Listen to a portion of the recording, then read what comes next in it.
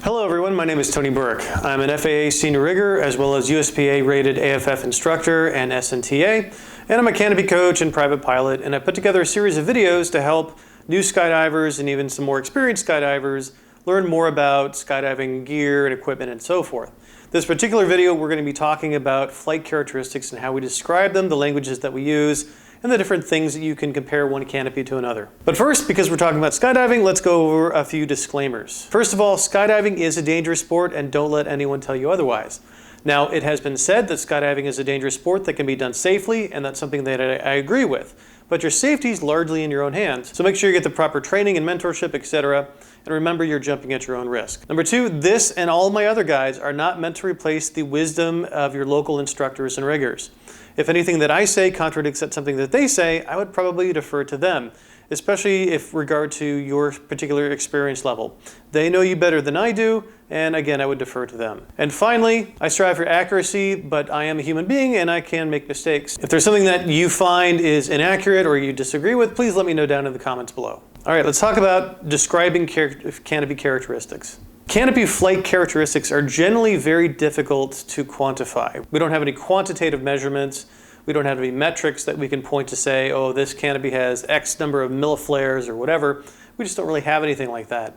So as a result, when we talk about canopies, we're pretty much just talking about very qualitative measures. So when we do talk about canopies and the way that they fly, we're generally only talking about very subjective terms and qualitative measures. And we don't generally have any way to quantize any of these metrics. For example, opening shock, opening speed, opening characteristics, flight characteristics, flare power. These things we just don't really have any good way to measure one canopy compared to another canopy.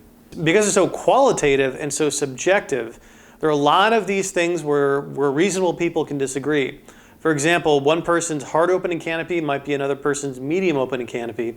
And does it mean that one person's right versus another? No, it just means that different people have different experiences, and people might experience things differently than you. You might experience things differently than I do. So again, another one of those things that kind of muddles the discussion here a little bit. And it's not even like cars. Like, I'm assuming most of you have driven cars before, and you know that describing handling in a car is very difficult. So something like a van or a minivan compared to like even just a sedan or even a slightly sporty sedan, it's hard to describe how differently they drive, but very obviously they drive in a very different way. Although with cars, at least, we have things like horsepower and 0 to 60 metrics. We have some quantitative measurements there instead of the qualitative measurements of it's got good handling or bad handling or whatever. Also, we can't really compare them like laptops or cameras. Cameras have megapixels, laptops have gigabytes. We don't have any of these measurements.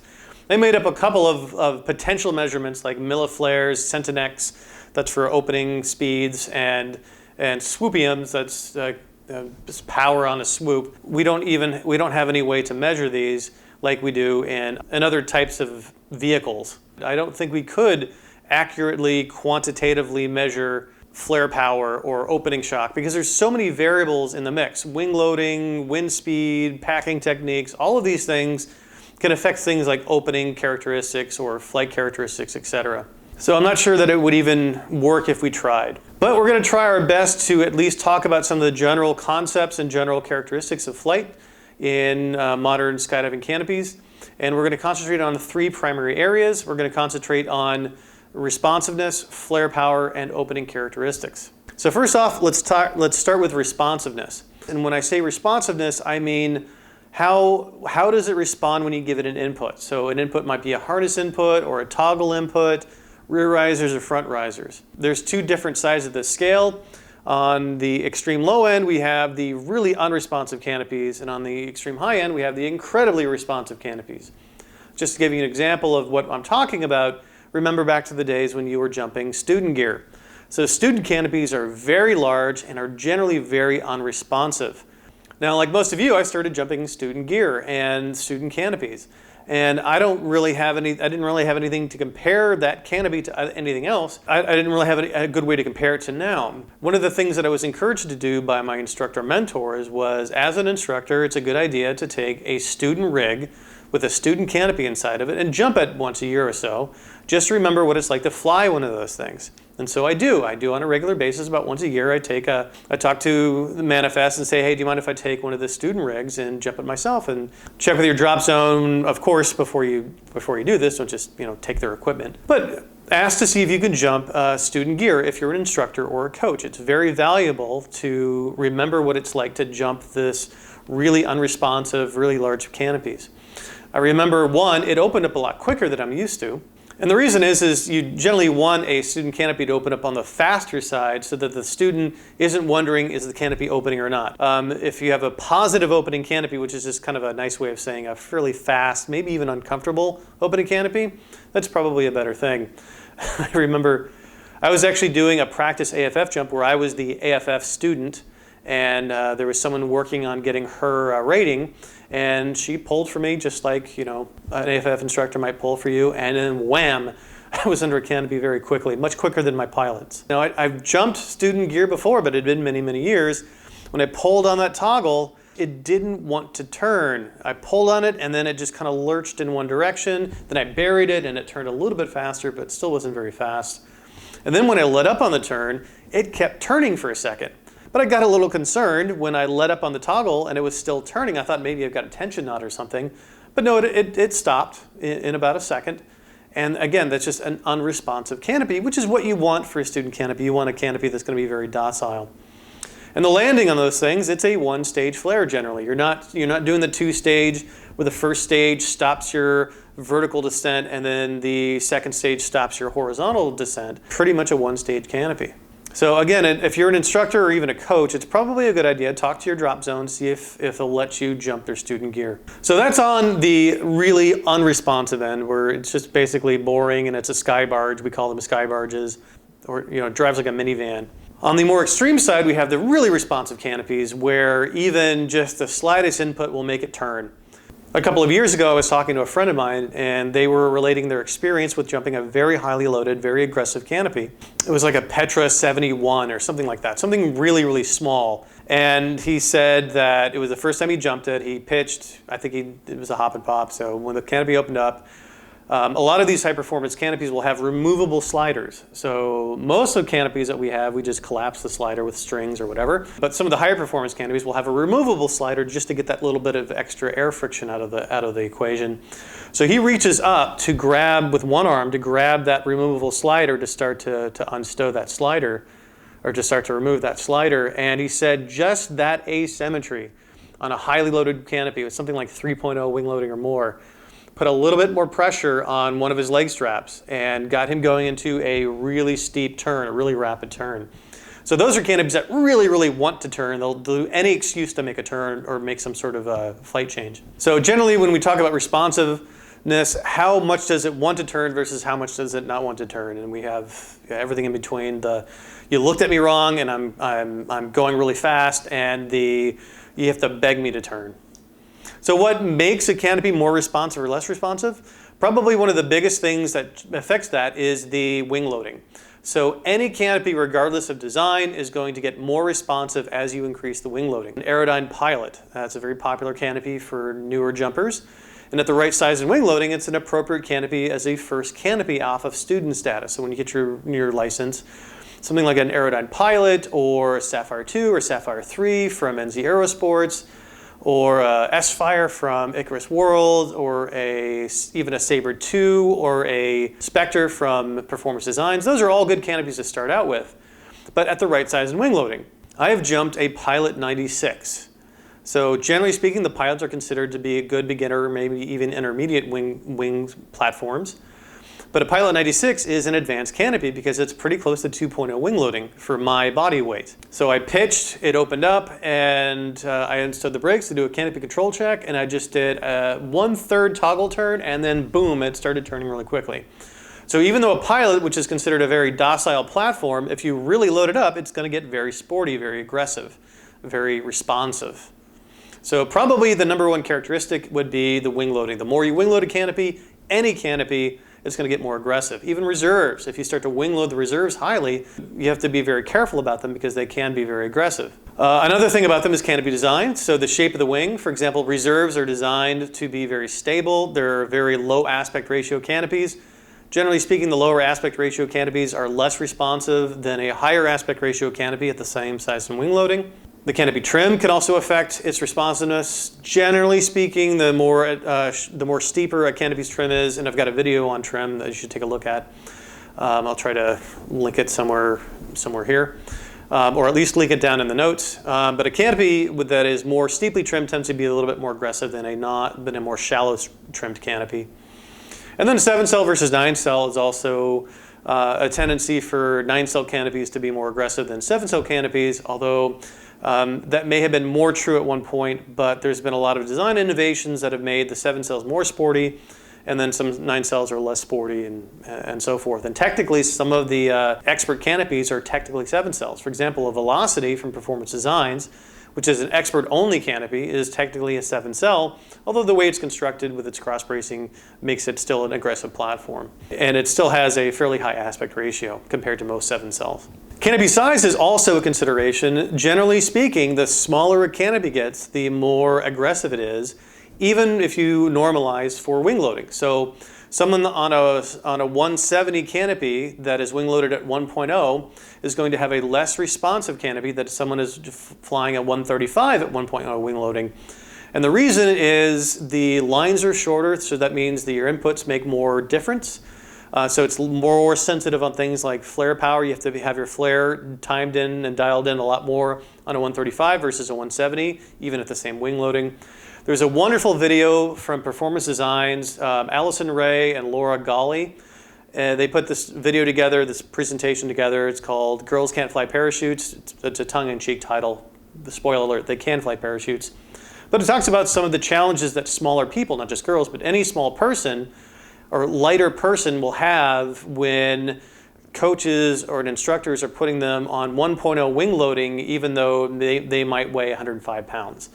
So that means that a 135 square foot canopy or even a 120 square foot canopy, maybe that's 1.0 wing loading, but it's going to fly very differently than a 190 or a 170 at 1.0 wing loading.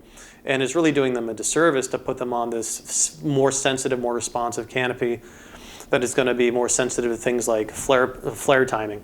So I highly recommend checking it out. I'll try to put something here, and then I'll definitely put a link down in the notes if you want to take a look. Another very qualitative aspect is flare power. Different canopies have different amounts of flare power, but again, it's very hard to quantify what makes a good flare from a bad flare. And as you see here, that little icon, this baby's got tons of flare power. The manufacturers and the vendors that sell these canopies are not really the best people to ask, because of course they're going to tell you their canopies flare great. But I can tell you there's a difference in flare power between all of them. Some canopies are specialty canopies. For example, some of the crew canopies are known to have very, very poor flares, and you have to have some extra finesse on that flare, on that landing, in order to get a decent landing out of them. On some older F-111 canopies and some older reserves, maybe the flare doesn't do much. You just kind of flare and then get ready for a PLF.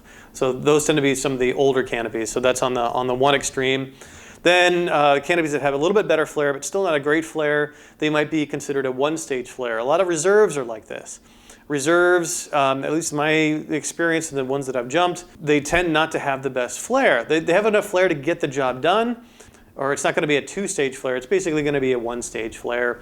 And some larger canopies might be like this as well, like the student canopies might just be a one-stage flare. So they get the job done, they'll slow you down, they'll get you to the ground safe, but maybe the landings aren't going to be textbook landings. I've had 2 cutaways, so I've had 2 reserve landings, and they were both on an optimum 143, and I'm about a 1.35 on that optimum. In both cases, on a relatively no-wind day, I was able to stand up a landing, but it was a one-stage flare. It was basically start my flare. There was no second stage. There was no plane out that you might get with a better flare canopy. It was just flare until I got to the bottom of my flare. And I had slowed down my vertical component and horizontal component enough that I was able to stand up both landings without risking hurting myself. But it's not, I would not qualify the optimum, the PD optimum reserve of having a great flare. None of the reserves really do, and they're not meant to. They're meant to get you down to the ground safe. Then we have the canopies that do have the 2-stage flare. They've got a good flare, maybe like a Pilot or a Sapphire 2 or Sapphire 3. I would consider canopies that have a good flare, and you can do a 2-stage flare with those. And then there's some canopies that just have tons of flare, and sometimes even a lot of extra flare. So if you're not doing a dynamic flare, which is not constantly evaluating each stage of your flare or each moment of your flare, you're not being an active pilot in that situation, you might even pop up a little bit. Certainly that's happened to me a couple times where I just over-amped on that flare and started to pop up, and I held my flare, I stopped flaring. I didn't let up. That's one of the things your instructor should have told you, is never let up on a flare, but I didn't continue my flare and kind of popped up a little bit, and when I started to descend, punched the rest of it out. This is not a guide for you on how you should land. I'm just giving you my own personal experiences, so don't take this as canopy coaching. What affects flare power? Well, number one, inherent properties of the canopy. Like I said, some really old canopies have pretty terrible flare, or there are some specialty canopies like crew canopies where they've consciously made a decision, they've sacrificed other aspects. In order to accentuate other aspects of flight characteristics, they've pulled back on some other flight characteristics. Sometimes it's a choice that you have to make. And with crew, they expect you to be a very proficient canopy pilot, and they expect you to be able to deal with the canopy with a pretty poor flare. Or maybe it's a reserve. They don't have the best. They're not known to have the best flare, but they're going to get the job done. They're going to get you down safely. So the inherent properties of the canopy can affect the flare. There's certain designs of the canopy where you put the brake attachment points and so forth. The length of the brake lines, that's one thing that can affect your particular canopy. Is you might have a canopy that has brake lines that are a bit too long. And there are some canopies that are more sensitive to this. For example, Pilots, Sapphire 2, Sapphire 3s. The power in the flare, at least from the different canopies that I've jumped of those types, I tend to notice that the power in the flare is deeper into the stroke. The stroke being from zero flare to a full flare. So a lot of the power comes from the bottom end, the bottom part of that stroke. And if your brake lines are an inch or two long, then you're going to miss out on a bunch of that flare power, maybe up to 20-30% of that flare power. So talk to your instructors and riggers, and maybe if you're having trouble flaring, maybe your brake line's a little bit too long. And if it's worth a check, it's worth checking to see if that's the case. That's especially the case if you're a shorter person, or if you're a person that has shorter arms. I have about medium length arms, maybe a bit on the short side, but certainly a canopy that the brake lines are set for me is not going to work too well for someone who has much shorter arms. They're going to miss out on some flare power. Or if you get a canopy that was jumped by someone who's much taller, you give it to someone who's much shorter, the brake lines are probably going to be a bit too long. And also your risers. I've got a canopy that has 18-inch risers, and I've got canopies that have 20-inch risers, and that's 2 inches of extra flare stroke that I get when I have the 20-inch risers versus the 18-inch risers. And then some of it is just technique. Some of it might be user error. You just might not have your flare timing right. That's especially true for new jumpers, and that's why we have canopy coaches and canopy courses. And I give canopy courses too, and I'll videotape your landing, and I'll show you, here's where you flared a little bit too early, here's where you flared a little bit too late. But even more experienced jumpers, including myself, sometimes I just mistimed it a little bit, and I flared a little bit too high, or I flared a little bit too low. It happens. No two landings are the same. So technique can certainly affect flare power. All right, now let's talk about opening characteristics. Things like opening speed. So there's some canopies that'll open up fast, some canopies that are going to open up slow. So some canopies are going to open up very fast, sometimes even catastrophically fast. So one of the canopies that I recommend avoiding is a Sabre 1 or the original Sabre from Performance Designs if it doesn't have a modified slider. Now, you can modify the slider on them, either put a different slider on them, pocket slider, whatever. Something done by a qualified rigger can make the Sabre 1 an okay canopy to jump. A slow opening canopy is going to open up very slowly. It's going to be very comfortable. Tends to be a very soft opening, very gentle opening, but it tends to take more time for it to open up, and you're going to be in the saddle. And when I say in the saddle, that's a term that we use to describe when the canopy has done the opening sequence and the canopy is now flying and can now take inputs from the pilot. Whereas a faster canopy is going to get you in the saddle quicker, get you in the saddle higher, but it's going to be more uncomfortable. It's going to be a harder opening. So these are some trade-offs that we make. Now, even the slower opening canopies are still going to get you open up high enough that you can do your emergency procedures, you can still do your canopy control check, etc. But some people might like a little bit more time to do those, and some people will prefer the comfort. Some canopies are also easier to pack than others, and this is for a couple of reasons. Sometimes the canopies are easier to pack because they're more forgiving of packing technique. And then sometimes the canopies themselves just have some extra little bits in there to help new jumpers pack them. For example, Aerodyne canopies have colored tape on the line attachment points. So where the canopy is attached to the suspension lines, there's tapes for the different line groups. So your A line groups will have a color, your B line groups will have a different color. And I really appreciated that when I first started learning how to pack, as I could look down and I could see, oh, these are my A lines, B lines, C lines, and D lines. Now, as a more experienced packer and as a rigger, I don't really need that anymore in order to tell the difference between A lines and B lines. But when you first start out, it gets really confusing, and it's nice to have that little bit extra. So I would consider all the Aerodyne canopies a little bit easier to pack because of that help, especially for new jumpers. Some canopies are very consistent on their openings, and some canopies have more variability. Some canopies are known to open up in a way that they tend to fly on heading, and then some canopies can have some seeking in them, just the natural aspect of the seeking. Sometimes you'll open up and then the canopy goes that way, or sometimes the canopy will take you for around the world. A lot of that might be body position. Some of that might be the fact that it's 9-cell canopies tend to open up a little bit off heading more often than 7-cell canopies. There's some things you can do with any canopy that will make them more likely to open up on heading. So there's a lot of variability and a lot of factors in here. And some canopies, you never know what you're going to get. Sometimes the openings are a little bit chaotic or they're a little bit unpredictable. A lot of the wingsuit canopies are designed to open up very predictably, or they tend to open up very fast because you're not at terminal velocity typically when you're opening up under a wingsuit. When you open up under a wingsuit, you've got all that fabric, so your forward drive, the speed of the air that hits the pilot chute extracts the canopy, and the canopy starts to inflate. That air tends to be slower than you would be at terminal velocity in a regular skydive. What wingsuiters call slick. So if you're jumping slick, that means you're jumping the canopy at a normal free fall speed versus in a wingsuit. So the wingsuit canopies tend to open up a little bit quicker than the non-wingsuit canopies, generally speaking. And they do that because they want the canopy to open up and become, because of that slower speed, the canopy would otherwise open up slower, and that just gives it more time to seek around, go into line twists, and then maybe even to diving line twists. So they tend to like them opening up a little bit quicker. And then soft versus hard opening canopies.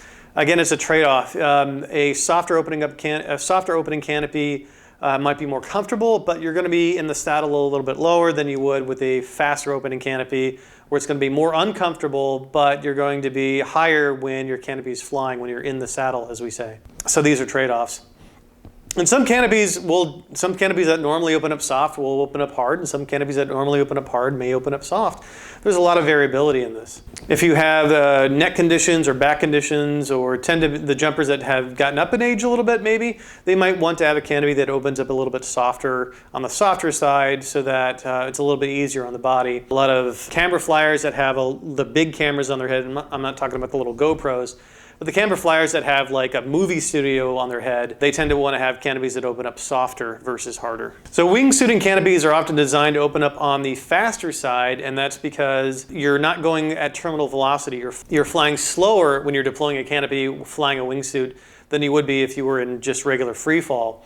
And because you're going slower, the canopy would normally open up slower. If you remember the times you've done a hop and pop when you pitch, you're not going at terminal velocity. Sometimes you're going substantially slower than terminal velocity when you get out and you pitch.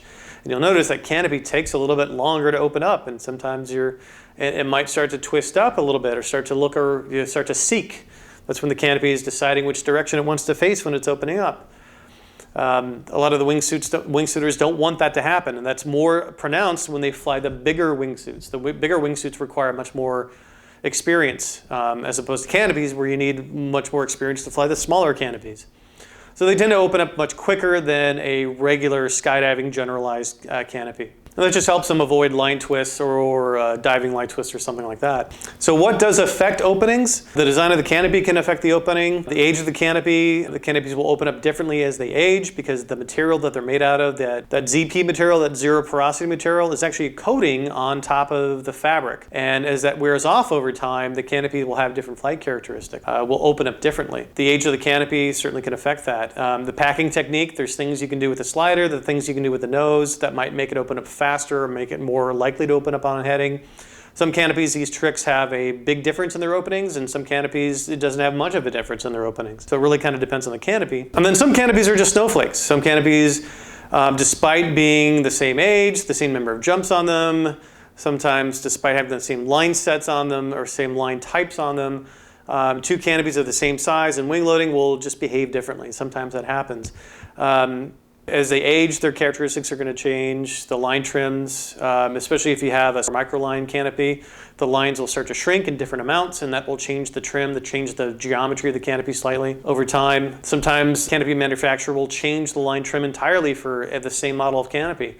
So you might have two canopies that are identical, but one is trimmed slightly differently than the other because they got their line trims done at a different time. Line types, so the canopies will sometimes slide differently or open up differently depending on line types. For example, Dacron lines have a little bit of a stretch, a little bit of give to them. They're not rubber bands. They're going to take some of the edge off of the opening shock, and that might make the canopy open up a little bit differently. And then sometimes Venus is in retrograde. Sometimes canopies are just different. So I hope you find this video useful in terms of the canopy terminology and the flight characteristics, opening characteristics, flare power, all that stuff. So let me know if you liked the video. Leave a comment down below. Hit the like button. But again, my name is Tony Burke, and thank you for watching.